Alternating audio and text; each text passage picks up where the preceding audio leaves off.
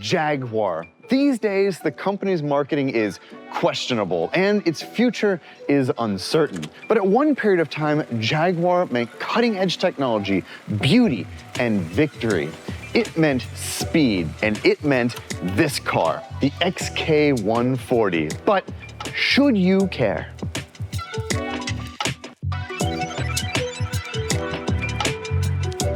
This is a very interesting car that comes from a fascinating period in automotive history that's often overlooked by modern enthusiasts, the 1950s. That decade gave birth to legends like the Mercedes 300 SL, the Ferrari 212, and the Aston Martin DB2, all of which were competitors to this car, and all of which cost a lot more.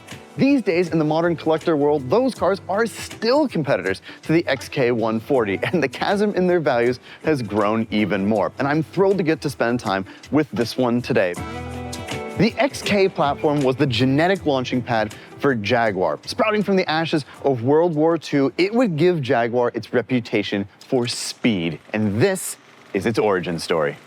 Following World War II, English manufacturer SS cars would be rebranded as Jaguar, and they would start developing a six-cylinder dubbed the XK. They would then take this engine and put it in a new, sleek, sexy two-seater sports car, the XK120. Named after its top speed, the 120 was fast and it was popular, and it would set speed records from 1949 until 1953. The 140, of course, is still powered by the XK six-cylinder, but in 3.4-liter form, and this one is something special. This is an XK140 SE, standing for Special Equipment, and it got a couple of upgrades the normal car did not get, namely the C-Type head developed for the race car, the Jaguar C-Type. It also got Sandcast H8 carburetors, and all of this raised the performance of the engine to approximately 210 horsepower, meaning this car could do approximately 125 to 130 miles an hour in the 1950s. Really impressive stuff. This particular one is not overly restored. It has been refreshed in a very sympathetic way, and it's all business under here. It's all engine. The XK's main focus was outright speed. In 1949, on a highway in Belgium, a modified XK120 would achieve a top speed of 135 miles per hour. Then, during a test in 1950, an XK would average over 100 miles an hour for 24 hours straight, stopping only once every 3 hours to change the organic bit in the middle, the driver. Then, in 1951, an XK would go on to do over 130 miles an hour for an hour straight. And the driver said the car was so stable and reliable that he felt like it could do it for a week. So, in 1952, that's exactly what Jaguar would do, averaging over 100 miles an hour for 7 days and 7 nights, racking up over 17,000 miles during that test, proving that the XK was not only fast, but it was also reliable. In addition to its brawn, though, the XK was known for its beauty, and the 140 received a number of changes to visually distinguish it from the 120. Most notably, a more simple chrome grille at the front, larger chrome bumpers front and rear, a chrome strip down the hood, and most notably, this little badge, which reads Winner Le Mans 1951-1953. The XK was also the entry point for Jaguar into racing, as in 1950, the company would enter 3 120s to race at Le Mans, and they did pretty well right up until the 21st hour, getting as high as 3rd, but ultimately the cars would struggle with reliability and would finish 12th and 15th. But Jaguar would come back with the C-Type in 1952, which was based on the XK, and this car did really well, winning outright in 1951.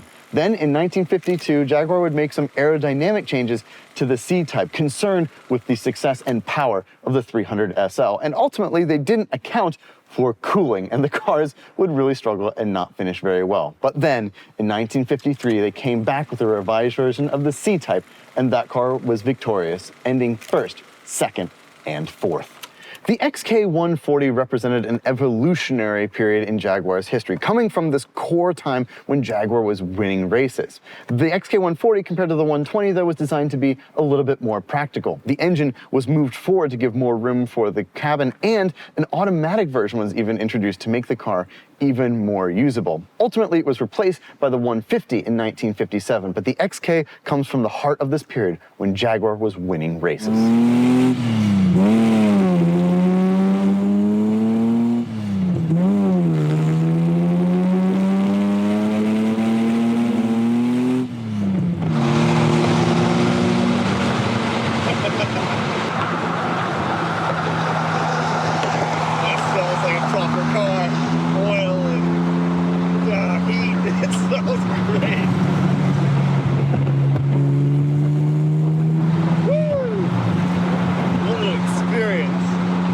It's insane. My God, cars have changed so much.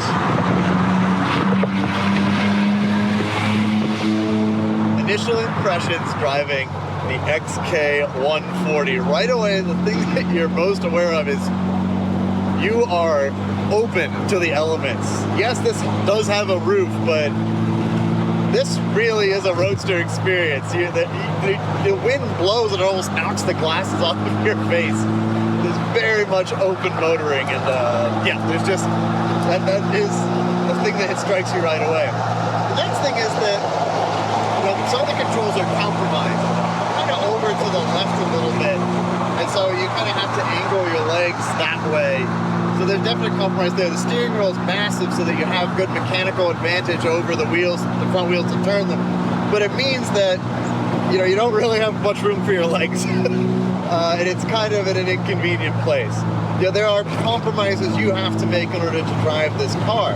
But then you start to drive it and you realize, like, it's actually pretty usable. Now, this one is not completely stock. It has a 5-speed manual gearbox, I believe, instead of the original 4. And it's a really nice gearbox, very slick and easy to use.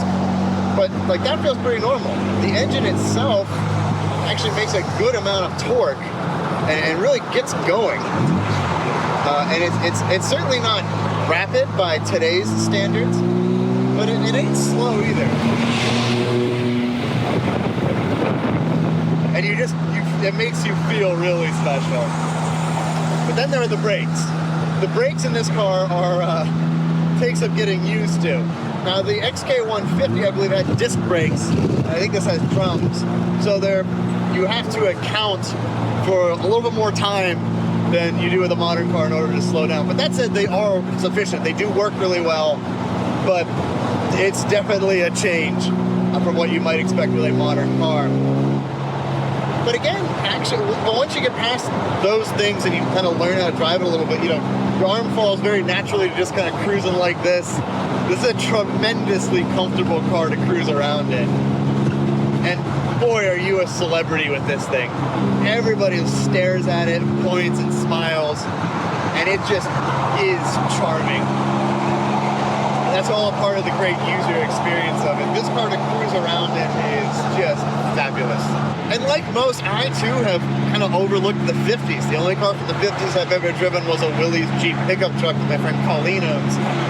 But this thing, it is eye-opening to me that this car is really usable. I'm so curious to drive some of its competition. You know, if I'm ever lucky enough to drive a 300 SL or a 212, I'm curious how they compare to this thing. Because honestly, it is a surprise to me. Like, this feels anyway like a really usable classic car.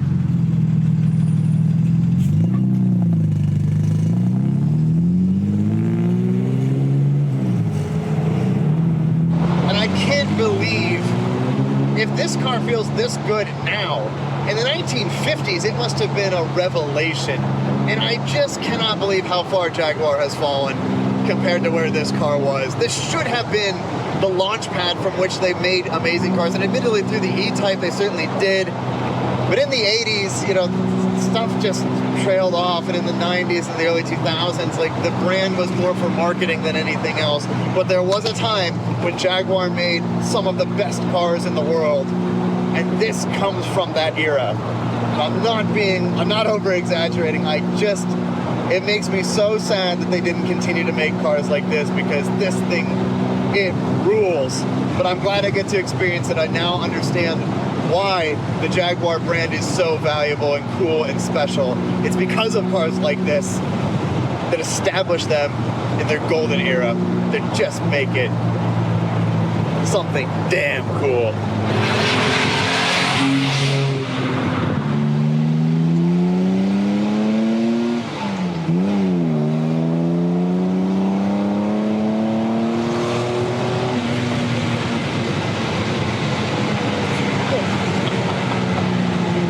I wish more young people could experience cars like this. The old stuff is so fascinating because we know where things would evolve to, but it's just special. And it is just it's over the top. Everything about this experience is so much more involved than a modern car. And I just wish people could experience it more and had a greater appreciation for it, because I think if people experienced it, I think they would be so captivated by it. I know I am.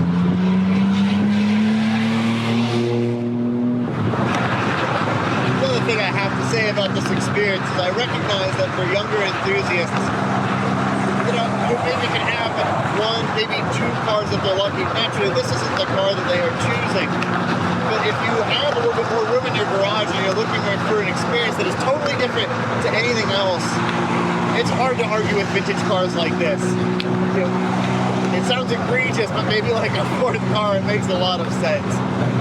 But I certainly understand why these cars haven't gotten as much love as maybe they deserve. But that said, I think for people in the younger generation of enthusiasts who want something that nobody else is going to show up with to Cars and Coffee, I mean, this is hard to argue with. You're not going to find too many people who are going to be rocking around in one of these. I haven't seen one just driving around yet today other than this one. And you feel like you're in kind of a cool club. Like, I've seen so many modern like Camaros and stuff drive past me, and every single one of them snaps to the neck to look at this thing. It is just the neatest. And it's so choice. If you have the means, I highly recommend picking one up. I just feel like the coolest guy out here today. I'm certainly not the coolest person out here, but I am without question in the coolest car.